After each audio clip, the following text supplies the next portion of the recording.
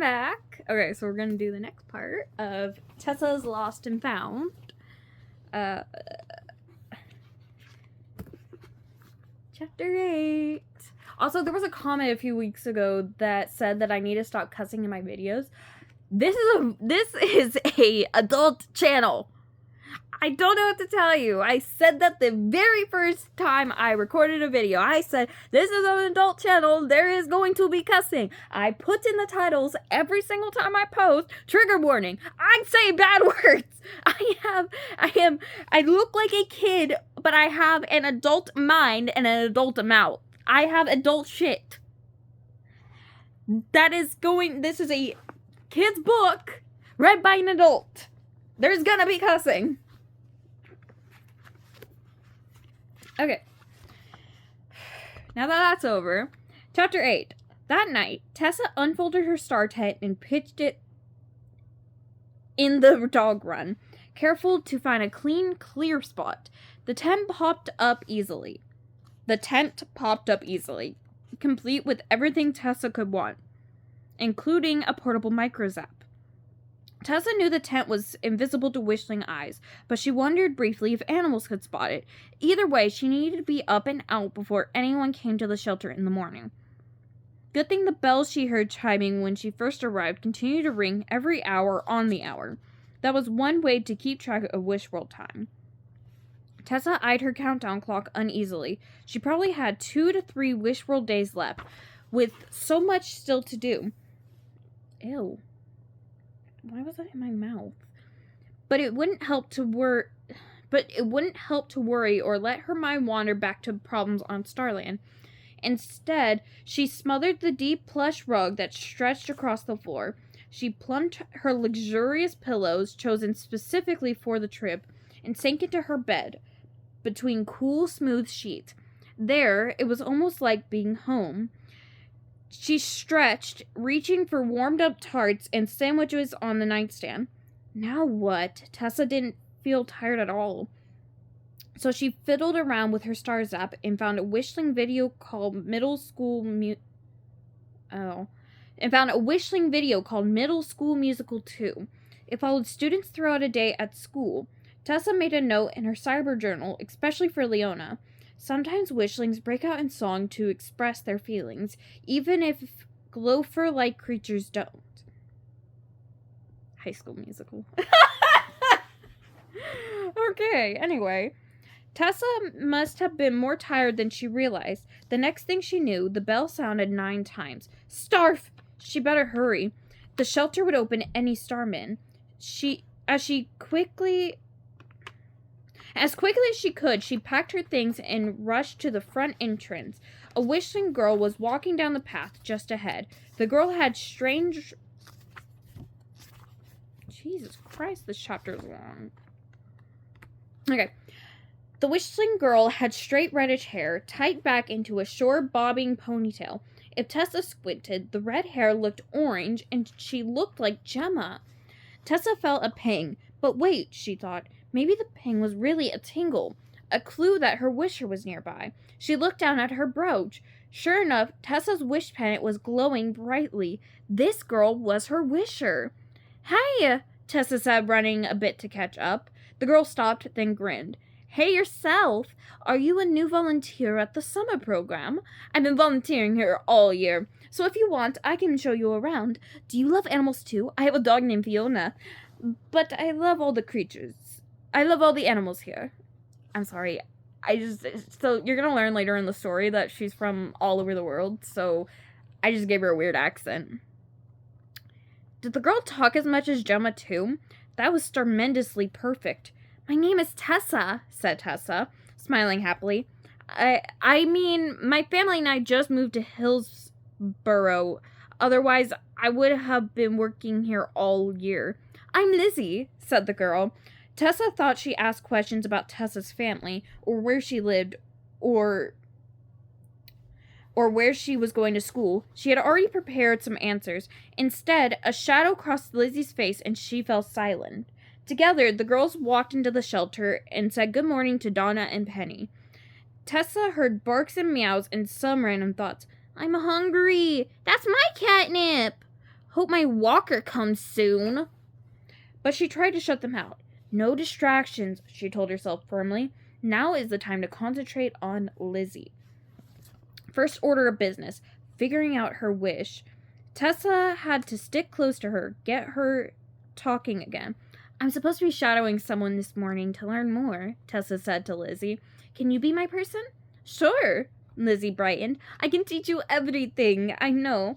It's good, really, because there was that shadow again. Today is my last day, and I'll feel better knowing you're here.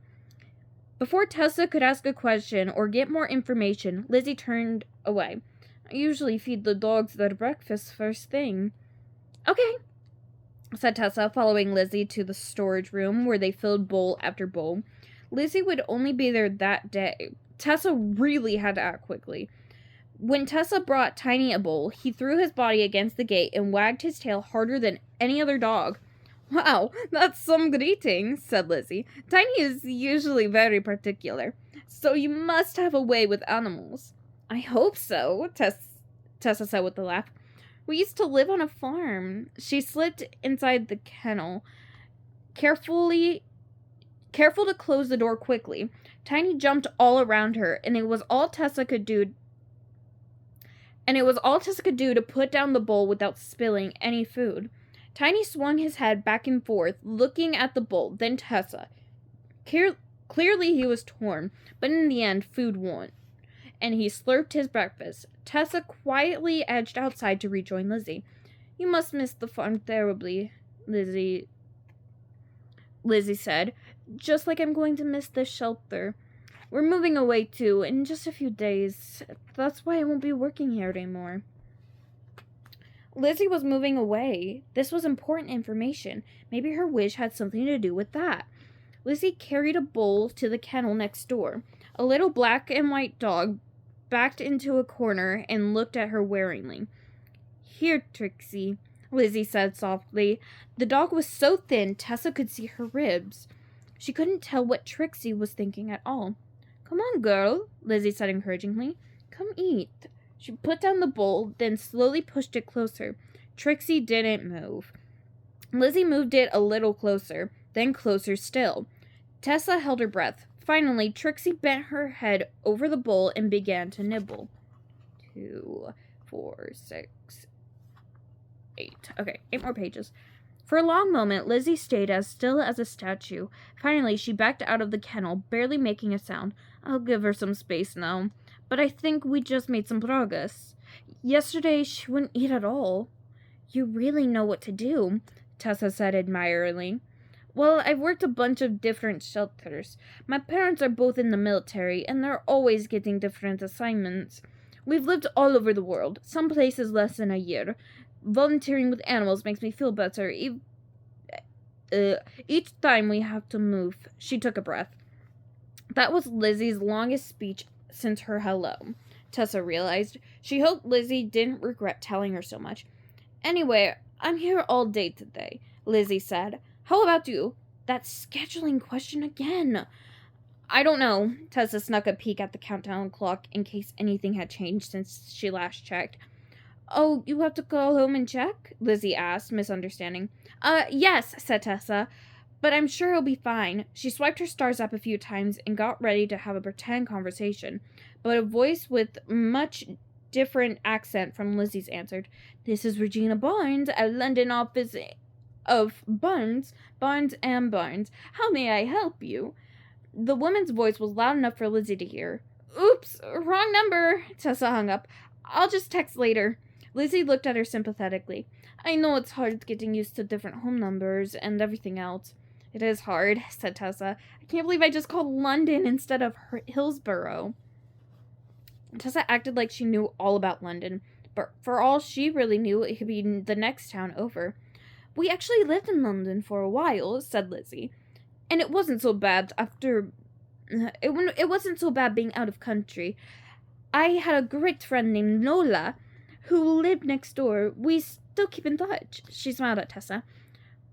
I try to stay friends with people I like. You should give me your contact info before we say goodbye. Sure, said Tessa. If only she and Lizzie could really stay in touch.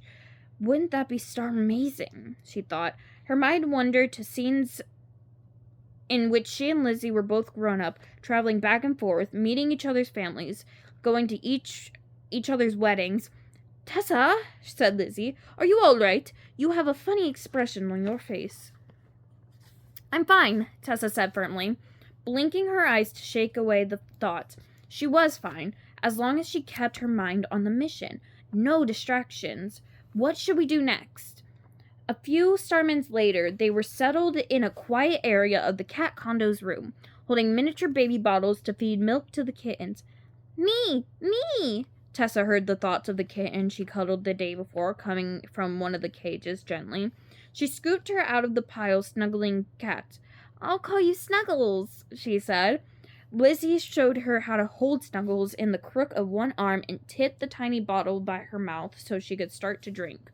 Then she took her own kitten and sat next to Tessa. Tessa smiled as Snuggles drank. The tiny creature thought. Tessa could have sat there all day, holding and looking at Snuggles, but she reminded herself that she was on Wish World for a reason, and she had to find out Lizzie's wish. So, she said softly, trying not to disturb Snuggles. It must be really hard moving around so much. For Tessa herself, it would be near impossible to leave the farm. Her family had owned the land for generations. Every star night, she looked up at the sky, finding her great-grandparents and her great-great-grandparents' stars twinkling down at her, and know they were pleased. Tessa knew that after she graduated and finished her Wish World duties, she would go back to Solar Springs. She wasn't so sure about Gemma, who liked to be more in the center of things, but at least Gemma would always have a place to call home. Do you have sisters or brothers? Or both? Tessa asked Lizzie. Lizzie shook her head. It's just me and my parents, and me and my dog Fiona, of course. She smiled. She's almost like a sister. We've basically grown up together. I don't remember a time she wasn't with us. Tessa smiled back. That was nice, and it sounded like Lizzie had a strong family, but maybe she wanted roots, just one place to call home. Maybe Lizzie's wish was to stay right there in Hillsboro. Do you wish you weren't moving? Lizzie shrugged. No, I'm really okay with it, and it's necessary for my family. It's all part of my parents' jobs. Tessa mentally crossed that off the wish list. Lizzie looked at Tessa a little anxiously. Don't get me wrong, Hillsboro is great. I'm sure you'll like it here. I've made tons of friends. Oh, Tessa straightened. Maybe the witch had to do with friendship. Snuggles looked at her questioningly, so Tessa relaxed a bit and waited for the kitten to get comfortable. I bet you wish you could make tons of friends at your new school. I think I will. Making friends has always been easy for me. You know, Lizzie said with a laugh. I've had lots of practice. Okay, so making friends wasn't the wish either. Would you want your friends to throw you a goodbye party? Tessa asked. They already have, Lizzie told her. The last day of school. She stood and carefully put her kitten back in the cage. Let's walk some dogs now. For the rest of the morning, Tessa and Lizzie worked together. They walked Tiny and a dog named Oliver. They watched over more dogs at the dog run and took some visitors around the shelter. Lizzie was welcoming and courteous to everyone, and Tessa could see she did indeed make friends quickly. In fact, Tessa felt like she and Lizzie were becoming friends. That was nice, but between taking care of animals and talking, Tessa kept forgetting about her mission. So just to be on the safe side, she set her stars app on reminder mode to go off every Wish World hour. When it went off at lunchtime, Tessa asked, Do you wish you were moving to a different place? No, said Lizzie. We're going to Australia, and I'm curious about it. I've never been there before. When the alarm buzzed an hour after that, while they were cleaning litter boxes, Tessa asked, Do you wish you could finish the summer program here? Not really, Lizzie said. Of course I'll miss the animals, but I'm planning to volunteer at an Australian shelter too. She looked at Tessa curiously. You sure like to ask a lot of questions. Tessa blushed. I'm sorry if you think I'm busy. I'm a busybody. It's just time is running out. You'll be leaving soon, and I have so many questions about moving and making friends. The afternoon passed with Tessa asking more questions and getting no real answers.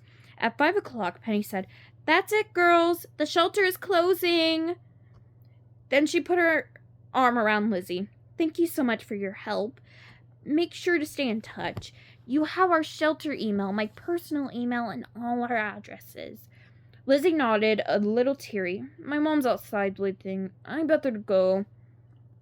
No, Tessa thought. You can't leave. But then she realized she had to go too. Together, the two girls walked through the door. Are you sure you can't come back tomorrow? Tessa asked. Yes, I'm sure, Lizzie said. There's too much to do. I have to run errands, pack. We're leaving the day after. Then she smiled. Hey, come home with me for dinner, and this way you can keep asking me questions. That would be great, said Tessa, pretending to text her mom as they stood outside. The sky was overcast, and the air felt damp and warm. Down the path, Lizzie's mom was waiting in the car. This is Tessa, Lizzie said. She's new here, and I just invited her to dinner. Lizzie's mom frowned. Honey, our house is almost all packed up, and you need to take care